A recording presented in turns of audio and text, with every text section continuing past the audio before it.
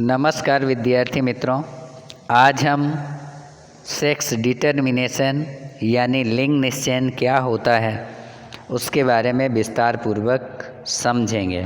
तो सबसे पहले समझते हैं इसकी परिभाषा। लिंगी प्रजनन दौरान फलितांड में से बनने वाला गर्भ नर बनेगा या मादा, यह निश्चित करने की घटना को लिंग निश्चयन कहते हैं। लिंगी प्रजनन के दौरान फलितांड में से बनने वाला गर्भ नर बनेगा या मादा, यह निश्चित करने की घटना को लिंग निश्चयन कहा जाता है। लैंगिक जनन में जो जीव भाग लेते हैं, एकल जीव, वो किसी न किसी रूप में एक दूसरे से भिन्न होते हैं और नवजात का जो लिंग निर्धारण होता है वो कैसे होता है और अलग अलग जीवों में इसके लिए अलग अलग युक्ति अपनाई जाती है। कुछ पूर्ण रूप से पर्यावरण पर निर्भर करते हैं और कुछ प्राणी सरीसृप ऐसे होते हैं जिनका लिंग निर्धारण ऊष्मायन ताप पर निर्भर करता है और उनकी संतति नर होगी या मादा, यह ऊष्मायन ताप पर निर्भर करता है। घोंघे जैसे कुछ प्राणी जो हैं वो अपना लिंग बदल सकते हैं, जो इस बात का संकेत है कि इनमें लिंग निर्धारण आनुवंशिक नहीं है, लेकिन मानव में लिंग निर्धारण जो है वो आनुवंशिक आधार पर होता है।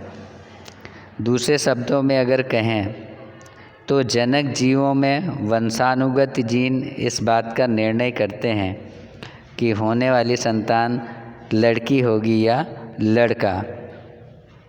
चित्र देखेंगे इसका हम। यहाँ पे देखिए नर और मादा के जो एकमनज होते हैं, नर में नर में और मादा में इस तरह से 46 जोड़ी गुणसूत्र पाए जाते हैं। जो मादा में गुणसूत्र होता है वो XX होता है और नर में XY पाया जाता है। जब X और Y गुणसूत्र मिलते हैं तो नर संतति होती है और जब XX गुणसूत्र मिलते हैं तो मादा संतति होती है। और इसकी व्याख्या इस तथ्य में निहित है कि मानव के सभी गुणसूत्र पूर्ण रूप से युग्म नहीं होते और मानव अधिकतर जो उनमें गुणसूत्र माता और पिता के गुणसूत्रों के प्रतिरूप होते हैं, इनकी संख्या 22 जोड़ी है, परंतु एक युग्म जिसे लिंग सूत्र कहते हैं जो सदा पूर्ण रूप जोड़े में नहीं होते हैं। यानी अगर आप इस बात को इस तरह से समझें कि नर में 23 जोड़ी गुणसूत्र पाया जाता है और मादा में 22 जोड़ी गुणसूत्र पाए जाते हैं और एक जोड़ी जो गुणसूत्र होता है वो मादा में सभी गुणसूत्र एक समान होते हैं XX, लेकिन नर में जो होता है वो 22 जोड़ी एक समान होते हैं XX और एक जोड़ी Y जो होता है वो भिन्न होता है।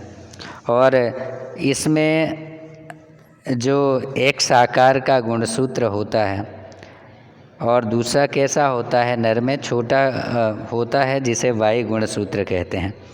अतः स्त्रियों में XX और पुरुषों में XY गुणसूत्र होते हैं। और अगर हम देखें तो सामान्यतः आधे बच्चे लड़के एवं आधे बच्चे लड़की हो सकते हैं। सभी बच्चे चाहे वो लड़के हों अथवा लड़की अपनी माता से X गुणसूत्र प्राप्त करते हैं।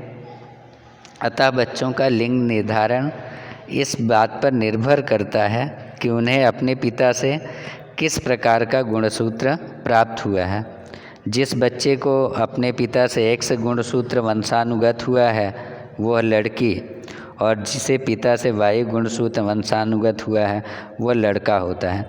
विद्यार्थी मित्रों, एक सारांश अगर इसका समझें तो नर में 22 जोड़ी गुणसूत्र पाए जाते हैं जो समजात होते हैं और एक जोड़ी गुणसूत्र Y जो होता है वो भिन्न होता है, जबकि मादा में सभी 23 जोड़ी गुणसूत्र एक समान पाए जाते हैं। तो जब XX गुणसूत्र मिलते हैं तो होने वाली संतान लड़की होती है, और जब XY गुणसूत्र मिलते हैं तो होने वाली संतान लड़का होती है। होने वाली संतान लड़की होगी या लड़का, ये संपूर्ण रूप से नर के ऊपर निर्भर करता है, क्योंकि नर में ही वो गुणसूत्र पाए जाते हैं जो इस बात का निर्णय करते हैं कि वो मादा के गुणसूत्र से जो मिलेगा गुणसूत्र, वो नर का Y होगा या X होगा। तो ये निर्धारण नर के द्वारा ही होता है, नर के गुणसूत्र के ही द्वारा ये निर्धारण किया जाता है कि होने वाली संतान नर होगी या मादा होगी। तो कई बार हमारे देश के अंदर इसके लिए महिलाओं को दोषी माना जाता है, जो वैज्ञानिक रूप से पूर्णतः गलत है। तो एक बार फिर से समझ लेते हैं। कुल 46 जोड़ी गुणसूत्र होते हैं, जिनमें से 23 जोड़ी पुरुषों में और 23 जोड़ी स्त्रियों में पाए जाते हैं। स्त्रियों में सभी गुणसूत्र XX समान होते हैं, जबकि पुरुषों में 22 जोड़ी एक समान और एक जोड़ा भिन्न होता है। तो जो जोड़ा भिन्न होता है वही ये निर्धारित करता है, अगर वो मिलता है यानी वायु मिलते हैं X से तो होने वाली संतान नर होगी, अगर XX गुणसूत्र मिलते हैं तो होने वाली संतान मादा होती है। आइए इन सब का एक वीडियो देखते हैं और फिर जानकारी ग्रहण करते हैं। सेक्स डिटर्मिनेशन, और इसमें अगर हम देखें तो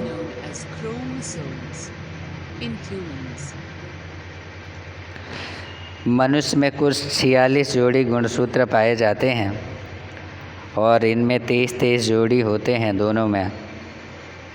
इसमें मेल में और फीमेल में आप गुणसूत्र देख सकते हैं, ये लिंगी क्रोमोसोम होते हैं, गुणसूत्र होते हैं। मादा में X क्रोमोसोम्स और नर में Y क्रोमोसोम्स होते हैं।